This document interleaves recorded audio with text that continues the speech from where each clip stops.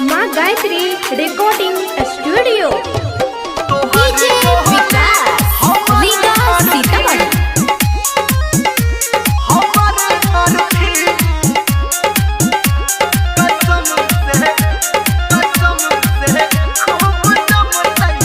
हाथ मेहंदी से सखी सजा लिए गे, मन पिया पे अपन लगा लिए गे। हाथ मेहंदी से सखी सजा लिए गे, मन पिया पे अपन लगा लिए गे। हमार यार खूब काना तई गे। तोहर डोली हमर अर्थी कसम से खूब जमतही गे। तोहर डोली हमर अर्थी कसम से खूब जमतही गे। डीजे विकास विकास सीतामढ़ी। तोहर डोली हमर अभी अर्थी आप सुन रहे हैं सावरिया म्यूजिक।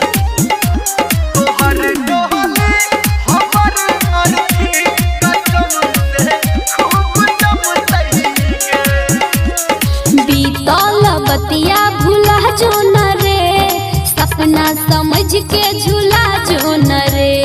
सपना समझ के झूला जो न रे।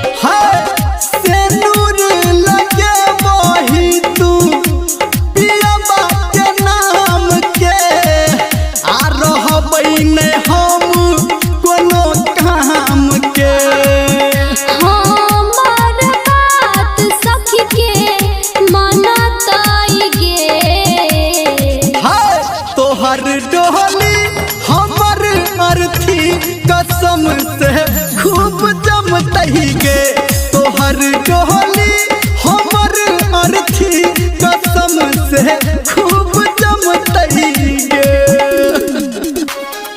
अभी आप सुन रहे हैं धर्मेंद्र निर्मलिया को। डीजे विकास विकास सीतामढ़ी।